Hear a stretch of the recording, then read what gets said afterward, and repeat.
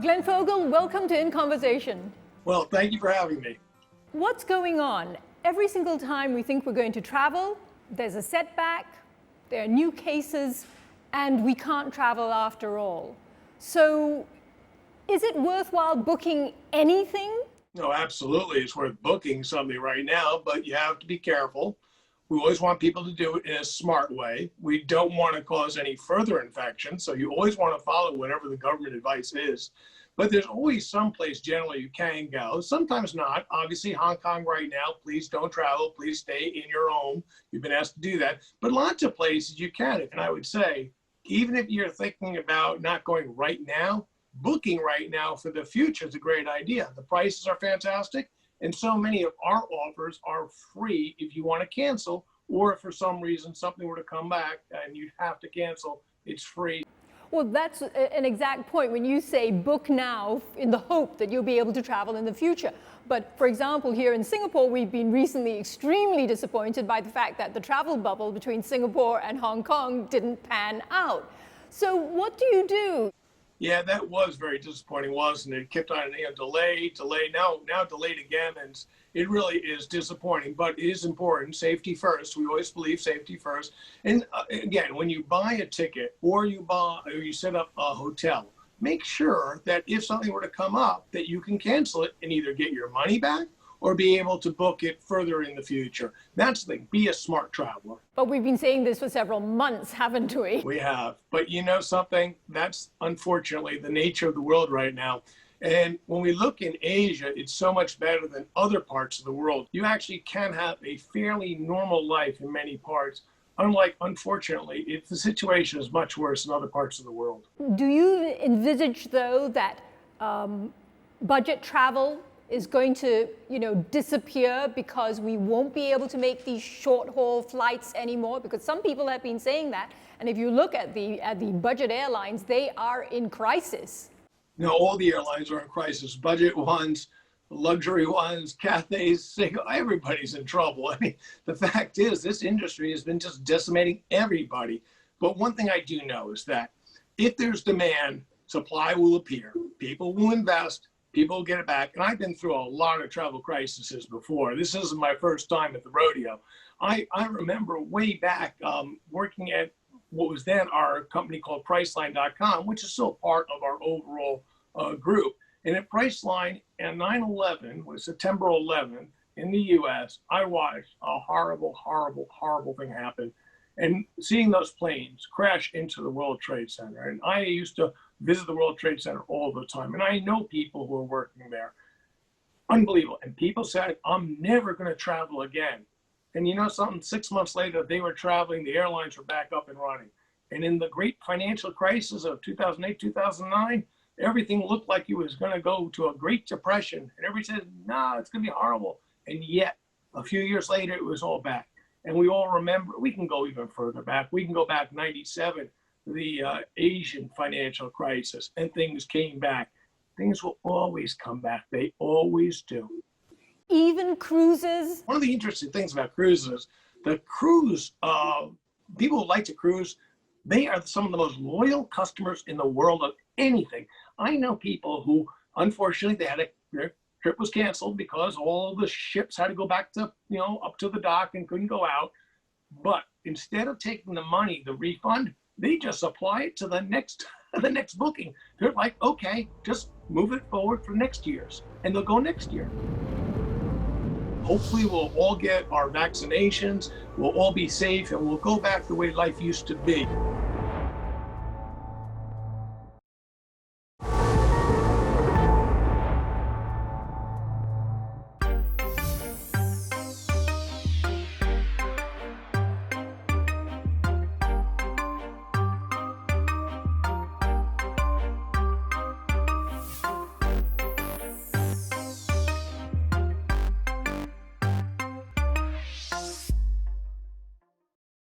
Asia was the hardest hit region, at least in the first 6 months of this year, compared to any other part of the world when it comes to tourist numbers. Is Asia going to bounce back? Well, I think so, and I think the entire world is going to bounce back. Look, All pandemics do end at some point. And thankfully, we've seen so many vaccines coming out with news that they're hopefully going to be approved by governments very shortly. And there's so many more that are being tested right now and hopefully will come through also. And then hopefully we'll all get our vaccinations, we'll all be safe, and we'll go back the way life used to be. Until that happens, though, it will be difficult and it is frustrating, I understand. But certainly in Asia, we look at our numbers and when we see people traveling, it's domestic, it's not international because of prohibitions, but there is a desire to travel and there always will be one. So as soon as it's safe, I am certain people will be getting up and going. Which of the Asian countries has been doing the best, at least on domestic travel? Because some people have been talking about this, revenge holidaying, that you go back in a big way purely because you're just so cooped up. Well, in fact, most of Asia has led the world in terms of controlling the virus, keeping the rates down. Obviously, there's some that have had better numbers than others. I'm not going to pick one out and favor one versus the other. I'll just say, generally speaking, it's been better than other parts of the world for the most part. They're having a couple issues, a couple places where it's been more problematic. The thing is, though, it's something that everybody could be doing. And that's what's kind of sad and tragic about this whole terrible pandemic, is that everybody had just followed the lead of some of the countries in Asia. Wear a mask, socially distant, do the smart things, and the world would be so much better off. Unfortunately, that's not what happened. And we are unfortunately suffering the consequences in many parts of the world. What about a vaccine passport, which is something that people have been talking about? I mean, is that something that, Booking.com or Agoda would actually, ask for? They'd say that, hey, you need to show that you have a vaccine passport that allows you to go ahead and book these various tickets. Do you think that's something that's going to happen? Why shouldn't it be something that would be able to prove that I'm a safe traveler, that I can go and I'm not going to get anybody else sick. I'm not going to bring a virus to another country. Why not? The technology certainly is there. It shouldn't be that hard to be able to do that. And by the way, I'm old enough to remember a long time ago, you used to have to prove that you had certain vaccines to get into certain countries. Now you had a piece of paper that proved it, but it'd be nice if we could just put it on our smartphones and just show it up, or your passport alone could have that information. Yes, there used to be, I remember this WHO yellow pass, which you had to show. I'm as old as that as well. If we look, though, at something like the Tokyo Olympics, now that's coming up, and everybody thought that that was going to be something that, particularly in Asia, we would be able to travel for. Do you think we'll be able to? Are you seeing anybody making bookings? Well, I hope so, for sure. We don't know, because we don't know how fast the vaccines are going to be rolled out. We don't know what the state of vaccines will be throughout the area and which people are going to get vaccines and which people won't.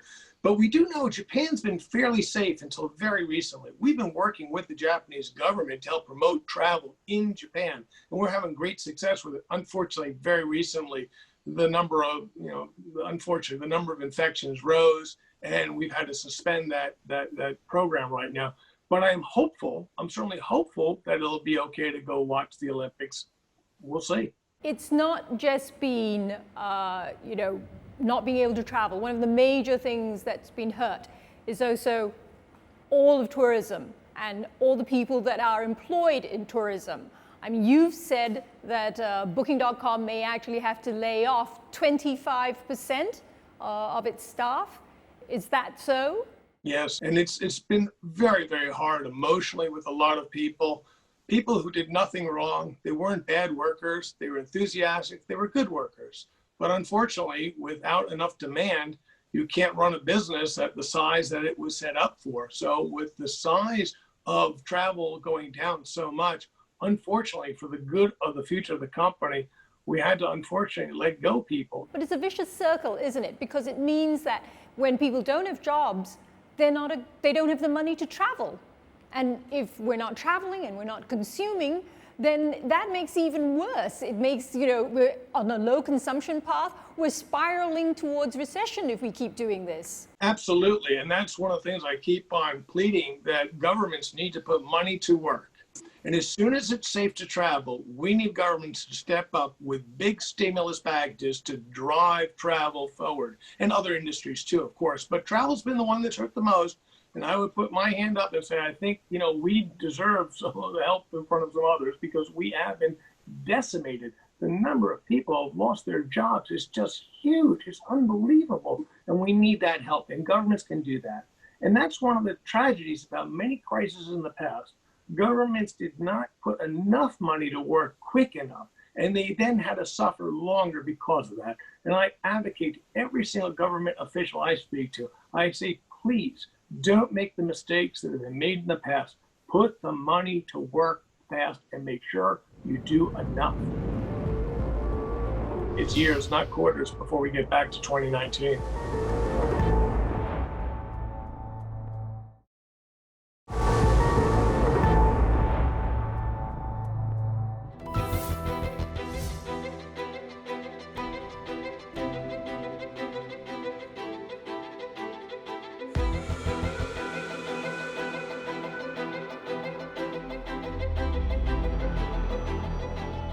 You're one of the CEOs in the world who actually contracted COVID-19. What went through your head when the doctors said to you that you have COVID-19? Well, I didn't need a doctor to tell me that. So I'll give you a little bit of the story. This was way back in March, and I was living in the New York area. And my wife first started feeling ill. And in New York at the time, that was the center of where the COVID crisis was in the US, where it was centered. And I knew almost immediately. And I felt the next day, and my children were also.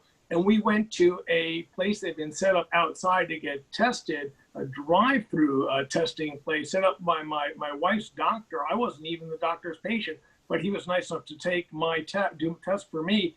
And the thing is, though, it took a long time to get the test back. So I had a fever and I had a headache. It was very short, though, just 2 days or so. And I was back exercising before the results came back that proved I had COVID. I was already better. My wife also, fortunately, got better quickly. She lost her sense of smell and taste for quite a while, but it's back and our kids are fine. So it's great. But the one thing I do know is that a lot of people weren't as lucky.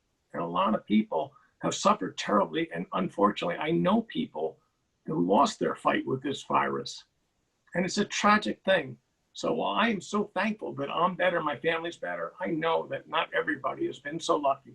Has this experience, though, changed the way that you look at how you run Booking Holdings? Has it had any impact on how you feel that this company should be run? Well, I don't think so.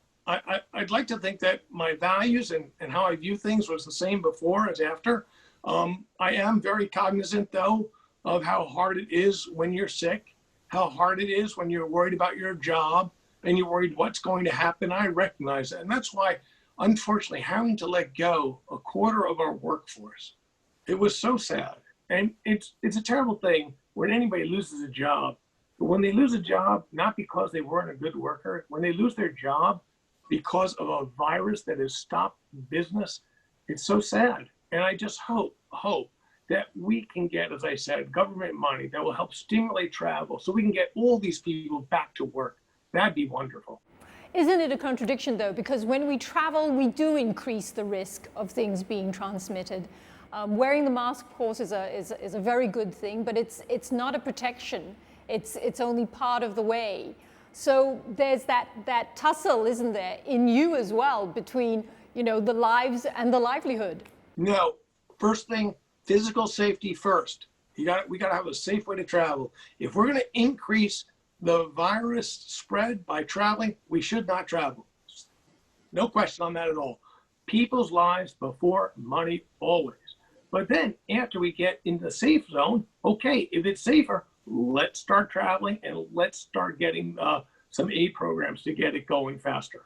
I know you're not a doctor, but in terms of planning, every company has to plan. So when are you seeing us return to a pre-COVID type of business? I mean, what, in other words, are the scenarios that you're planning with your team and you're saying, okay, at this point, we will be back to pre-COVID? Yeah, I keep repeating the same thing I said starting at the beginning of this crisis, which is it would take years, not quarters, to recover back to 2019. And I'll stick by that. Now, of course, we are almost done with the first year. So I need another year before I'll be, proven correct. And of course, I would hope that wouldn't it be wonderful if I was wrong and it happened sooner? But I think we have to be realistic. We understand that we have three ways that people can get vaccinated right now, but we haven't gotten approvals yet. And there are more of these potentially successful vaccination drugs coming down the pike. But then it takes time to distribute it. It takes time to people to actually take the inoculation. And so we know it's going to take a long time. And then economies. We need the economies to come back. We need governments to put money to work to stimulate the whole economy, particularly the tourist economy, which has been so devastated. So unfortunately, I still have to go with my saying, it's years, not quarters, before we get back to 2019. And when you say years, are we talking about 2 years, 3 years, 5 years? Well, I feel like just saying yes, because it could be any one of those. I mean, everybody gets to throw a dart. Everybody gets to guess, and nobody knows because nobody knows how this is going to come out yet. And that's the real truth of the matter is, trying to make projections like this where nobody has any ability to make a good estimate of how many people need to be vaccinated so that you'll get the immunity. How long will it take for enough people to get? Nobody knows these things. And what the governments how the governments put money to work is also an unknown. With so many unknowns, it's so hard to guess. But I do know it's not going to happen tomorrow. This is not a light switch. Everybody was so happy to read about the Moderna vaccine and read about the Pfizer vaccine. And so on. Yeah, it's great. I love it. It's fantastic. But we all have to be realistic. It's going to take time. You've been in the travel business now for decades. What is it that makes us want to travel? Why is it that we feel it's so bad that we can't travel? It's somewhat, I think, innate. Think about it. The human being, when first being evolved in Africa, it didn't stay in Africa, did it? It went somewhere else. Now we're all over the earth. So there must have been something in the human species that said, I want to see what's over the next hill. I want to go and see what's over the horizon. And that drive has been with us forever, and it continues to be with us. And I'll tell you, look, I love seeing places far away on TV or a movie or something like that. But seeing a picture of sitting on the pool deck at the Marina Bay Sands Hotel in Singapore is not at all like being there. Being there, sitting there with a nice drink Sunday morning, that's fantastic. And there's no picture in the world, there's no movie, there's no virtual trip that will ever equal that. So you're saying that we cannot go away from traveling, we will come back to traveling no matter what? I think leisure travel will absolutely come back, absolutely, as strong as it's always been, as soon as it's safe to travel. I think business travel may be a little bit different. So we're having this very good conversation. It's working very well. We've got video communication with a satellite in the air, above the earth. It's all working great, and this is fine. And I think, why would I possibly fly to Singapore for a one-day meeting from New York, for a 2-hour meeting, and then fly all the way back? The cost, that's crazy now. I can have that meeting just the way that we're talking. And I think a lot of businesses are going to be thinking that way. So I think that business travel will be a much smaller share of the overall travel industry. And that will make some big changes for the airlines and some big changes for the higher end hotels, I think. Okay, so Glenn, final bit of advice for my 85-year-old mother who is desperate to travel. What should she do? Well, it always depends. Where does she live and what does she like to do? And find a thing that she can actually do safely. 85 is an age where people are at risk. And my mother-in-law is 82 and she loves to travel too. And she's very frustrated, the same as your mother is. So I understand it completely. What we say is, well, okay, maybe you can't travel internationally to a country that you always wanted to visit today, but here are some things you can do. So let's do with what can be done and not be so sad about the things we can't do yet. Glenn, thank you very much for being on In Conversation. Well, thank you so much for having me.